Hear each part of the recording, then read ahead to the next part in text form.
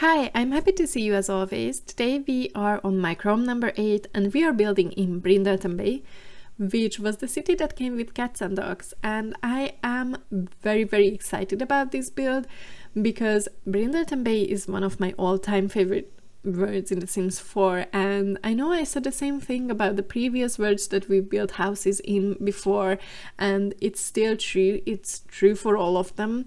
And I think the reason for me saying this so frequently these days is that we are still at the very beginning of this series, and we're still building in the OG expansion pack worlds that came to The Sims 4 or for The Sims 4, and these were something different. In my mind, The Sims 4 words can be separated into 3 different categories, and I think these belong to the first and biggest category, which consists of words that are huge, have multiple neighborhoods, 3 or more neighborhoods actually, and many lots that you can choose from. And these are the words where you do not feel the need to compromise when you want to decide what kind of houses and lot types you would like to include in your city to make it fully functional.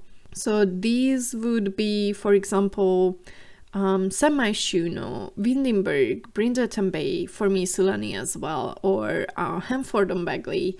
And then there's the next one. The second category would be the mid category, and it's really all that can be said about these types of words. They are mid. They are mid in size and they are mid in playability. I think these consist of words that have 11 or 12 lots, just 2 neighborhoods, or maybe 3, but they are very tiny. And they are mostly set dressings that don't really work for me. There aren't many things to do, and there's not a big traversable area for your Sims. I don't know if this is how you say these things, like traversable. I don't know if it's applicable for The Sims 4. I'm just picking up words that I don't really know the meaning of, but I hope that you know what I'm talking about. And then there's the third category, which consists of very tiny, basically neighborhood-sized words that are fun. They are great. There's nothing really wrong with them, but let's be honest, you can't really pack a full city or a full town or a full village into these words, and they are just way too small for you to play in them. I always prefer these big words because I want my Sims to have neighbors. I want my Sims to be able to go to the city center of the town that they live in and enjoy a spa or a restaurant or something like that, which you cannot include in these small words. These would be the small words that come with game packs, like Forgotten Hollow or Moonwood Mill, or I don't know what else you can include here. Maybe Magnolia Promenade that came with Get to Work. So these are the third category. Of course, you can make up new categories as well, or subcategories for these.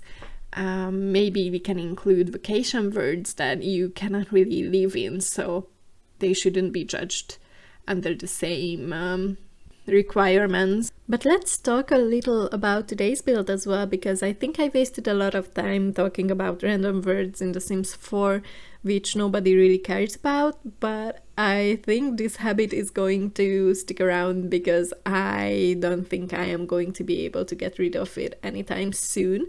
Anyway, today's micro home is this converted barn that I really like. I love this style, and I was debating at first whether I should create this barn style home or I should build a Hamptons style house for this lot, and then the barn vibe won because I felt like Hamptons would have been too big of a challenge for me because of the roofing. I really struggled with the roofing of these houses.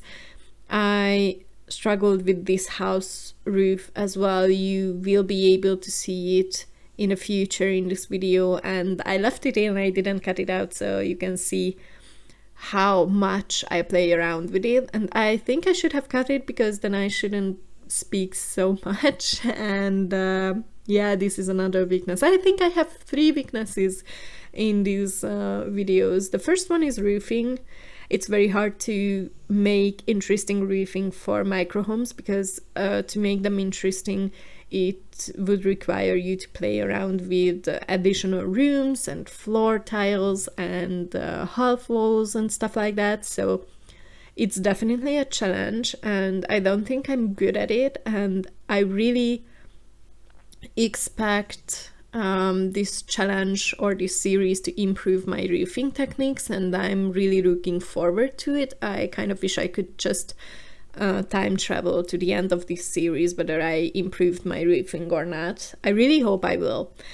So yeah, the first one is roofing. The second one is landscaping, as I talked about it a lot before in my previous videos. It's really a weakness of mine. I can't really do landscaping or, I don't know, create interesting gardens. That's the second one. And the third one is speaking. It's very hard for me to create these voiceovers for some reason.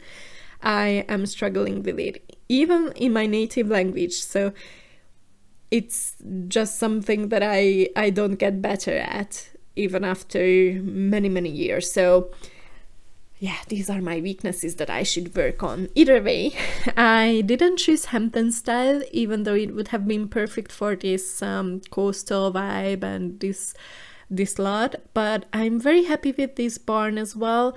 First, I forgot that tiny homes and homes in general should include bathrooms, so I kind of skipped it, and I was like, we have so much space in this house, like never before. I must have done something very well, because the kitchen is a decent size and we have already a living room, and I could place a fully sized dining room here.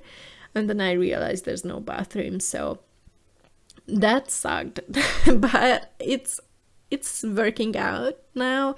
I'm creating the bathroom, as you can see, and I'm very happy with it. I really like this blue vibe in this bathroom. I think it is kind of unique. I could make this small bathroom unique from the previous bathrooms that I've done. And also we have this little study nook that you can use for your Sims. I'm very happy about that one. I think it's a very clever use of space there, and I have this tiny dining area here as well for 3 Sims. That's amazing. That's a great size for a micro home, I believe. And then we have that Murphy bed there in the corner. Yes, I use the Murphy bed a lot in these micro homes because it saves a lot of space and makes your house look like a complete house and not just a random bedroom that has a kitchen and a bathroom. So yeah, I use these Murphy beds a lot in my houses, especially if they are on one singular or single, I mixed up these words, one single level. And when I create a 2-floor micro home or something with a gallery level, then it's easier to use a full-sized bed. I feel like it doesn't look as bad as when you use it in the living room. I don't know if this makes sense to you, but it makes sense to me. So I use the Murphy bed a lot with these micro homes, and I'm very happy about that. And I think that skylight in the roof is great for this build as well. And also I realized that there is a lot of repetition these days for my houses, because I use the same size for the bathrooms and my kitchens are always right next to the entrance. And I don't think this is going to change a lot in the future. I will try to implement other floor plans as well in my houses in the future, but I think these are the most space efficient ways of creating micro home floor plans. That 1x3 bathroom works perfectly. It's amazing. And then the kitchen right next to the entrance saves a lot of space for your living area, so I love that as well. I think it just works. So it's very hard to change these habits. When something works, you just tend to go back to it over and over again. And as I said, the landscaping is really a challenge for me, but I'm very happy with this backyard that I created here, because I created a small dog training area, and I'm very happy that I could include a dog bed and a dog bowl and a little bowl as well. Bowl and ball. I don't know how to make a difference in pronunciation between these two words, but you know what I mean. I'm very happy that those got included in my house, and this means you can live here with 2 Sims and a dog as well if you want to, and I think it's amazing. And you can also train your dog in the backyard.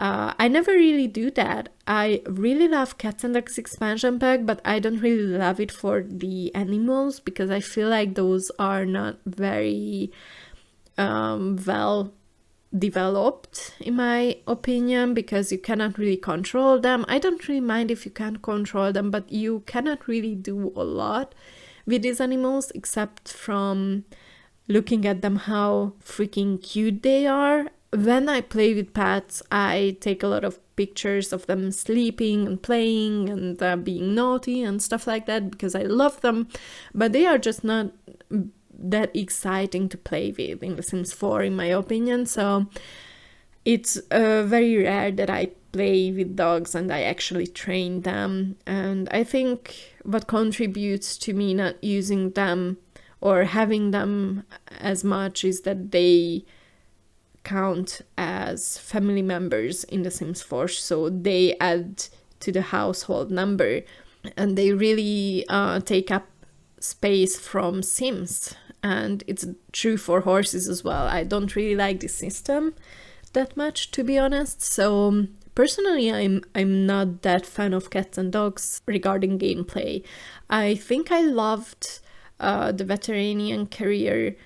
I played it once, it was fun, I loved it, it's a great addition. I think it's creative new way to look at this expansion pack from the previous ones. I think it was a great idea, but I don't play with it a lot. But I love the world and I love the furniture in this pack, and I also like Create a Sim as far as I remember. I have a lot of favorites from the Create a Sim items as well, so I highly recommend this pack, but not as a first one maybe. Either way, I'm very happy with this backyard. If you love playing with dogs and train them, I think this micro home would be a very great start for you, and it would boost your skill and I think the animal skill as well. I'm not sure if these tiny home perks include dogs and cats and horses as well regarding skills. Well, I don't think cats can have skills, but dogs definitely can. So it's worth a try, I think. I love that cat post box as well, but here are the screenshots, so I really have to stop talking all this crap about my house. And I'm so grateful that you made it this far in my video, and I hope you like this house. This will be available on my gallery that you can find under my gallery ID that is written in the description down below or on the last screenshot of this video. But I really have to say goodbye. Have a nice day. Bye bye!